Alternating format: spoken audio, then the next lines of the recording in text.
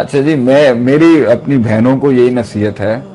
دیکھیں، اللہ نے آدم علیہ السلام کو جنت میں جب کہا اب کہ آپ رہیں گے یہاں پر، تو اللہ نے انسان کے لیے مرد کی تنہائی نہیں رکھی.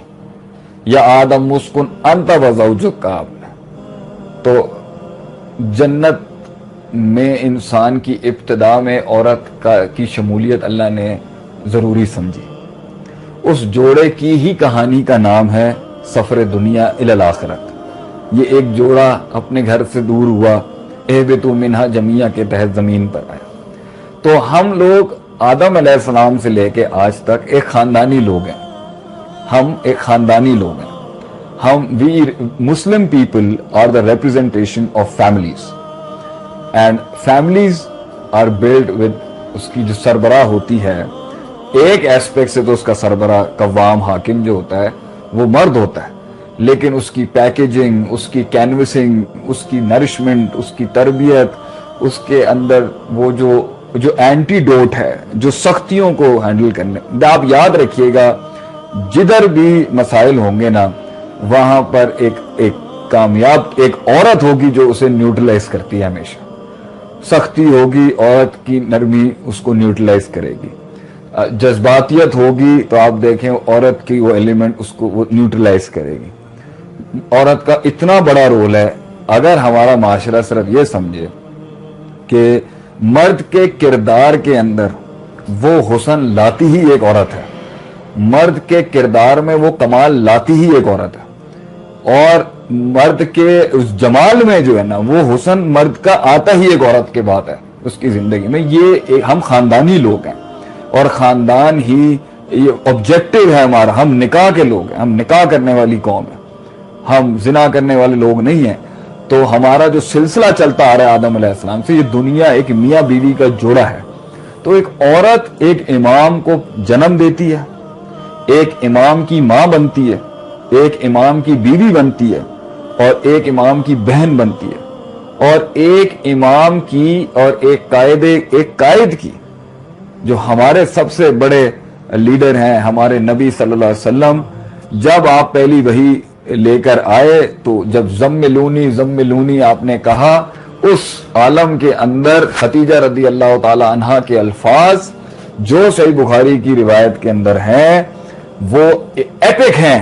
وہ ایک ایکیڈیمک سلیبس ہے جو انہوں نے اپنے ہسبینڈ کو، اپنے خاوند کو جو حوصلہ دیا آپ نے کہ آپ کے ساتھ کیا تھا وہ الفاظ مجھے بھی یاد نہیں آ رہے. کلا لا یخزیک اللہ ابدا، اللہ تعالیٰ آپ کو کبھی بھی جو ہے نا وہ رسوا نہیں کر سکتا. یہ ایک اتنے بڑے الفاظ ہیں. غیبہ رکھتے ہیں آپ، مہمان نوازی کا ایک عورت کے یہ الفاظ مرد کے لیے بہت بڑا معنی رکھتے ہیں. تو ساری بیگمات سے میرا یہ جو ہے میری یہ ہے کہ ہسبینڈز کے کفران و لشیر نہ کرنا. میری پہلی اور آخری نصیحت یہ ہے کہ خاوند کے ساتھ جو کفر کا لفظ بولا گیا ہے نا، کہ وہ جس حال میں بھی اس نے رکھا، ایک آدھ غلطی ہوئی تو سب کچھ اٹھا کے پھینک دینا. یہ صرف عورت کی خصلت نہیں ہے، یہ مردوں میں بھی خصلت ہوتی ہے، لیکن اللہ نے اس کو ذرا حدیث کے مطابق زیادہ مینشن کیا ہے کہ اٹھا کے مت پھینکنا. ظرف کا یہ تقاضا نہیں ہے کہ آپ اٹھا کے پھینک. دوسرا، women is the most important pillar of an Islamic society. She has the most prominent roles in nurturing a nation. اس پر تو اتنا درس ہو سکتا ہے کہ آپ سوچ نہیں سکتے. ایک عورت کا ٹھیک ہونا ایک مرد کے ٹھیک ہونے سے زیادہ امپورٹنٹ ہے.